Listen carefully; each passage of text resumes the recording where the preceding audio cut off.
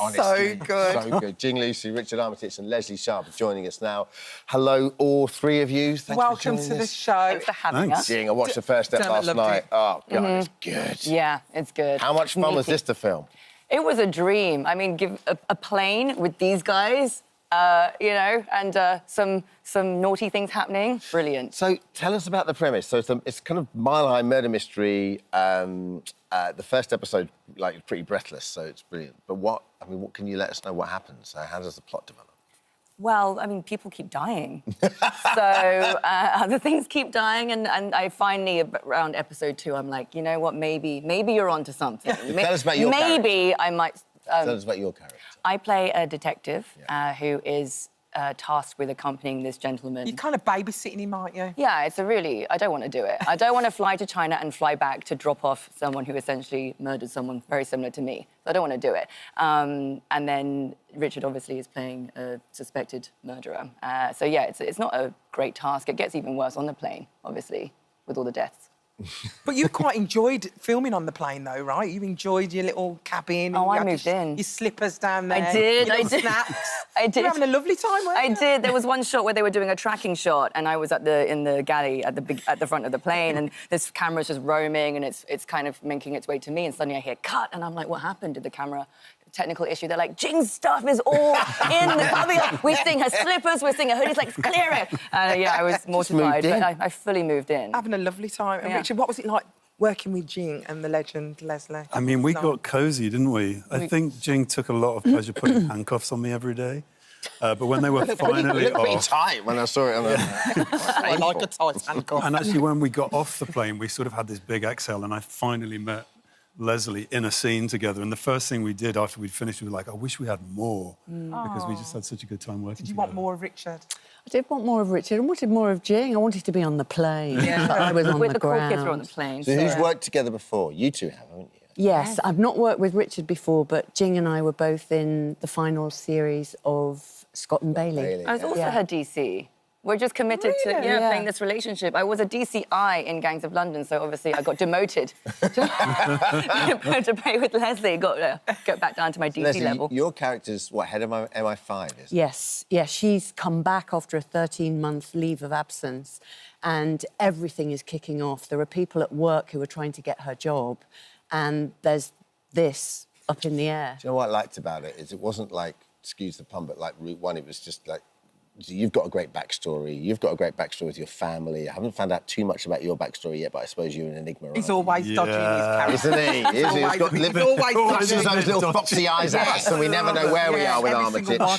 Richard, tell us about the scene that you filmed in Stansted. Because I was watching it going, how in the world did they shut off Stansted, get loads of extras in there, and you were stood on the thing basically going, hey, here it is, look, take a look at it. So those are real punters, right? Yeah, there's a small group of background artists around me, but you sort of, you only get 1 or 2 goes at doing it before the public sort of twig to what you're doing. There are warning signs up saying filming's happening, but of course no one's paying attention anymore.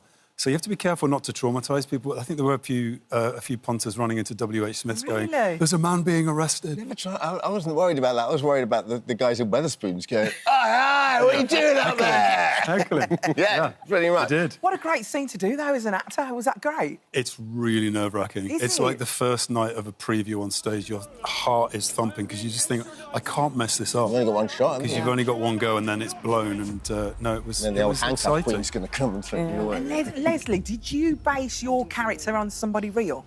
Well, no, but I did do research about MI5, MI6, and also it's just, if you get to that level of seniority, you know, you've got to have had a real strong track record.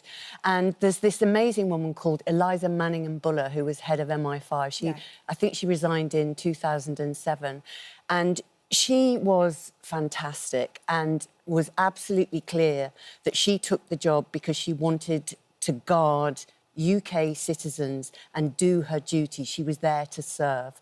And I think that runs like letters through a stick of rock. That's what runs through Madeleine Delaney. Oh, I love it. It's amazing how much goes on behind the scenes that we don't know about. Yeah. How many times they save our lives and we just don't know about it.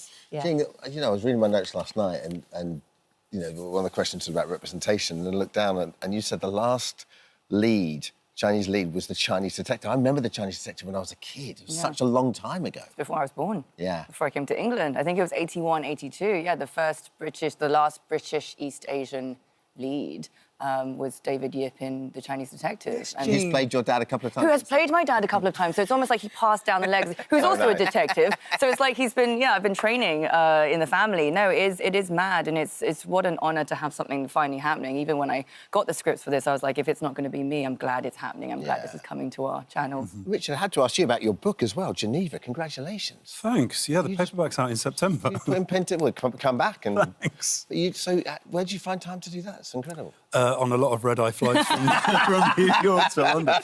No, it's kind of my sort of Saturday, Sunday kind of rest. I sit down and write. I'm actually finishing the edits on the second book over this weekend. So, yeah, a newfound pleasure. Yeah, well brilliant. done. And is it true that it was actually filmed on that hijack plane?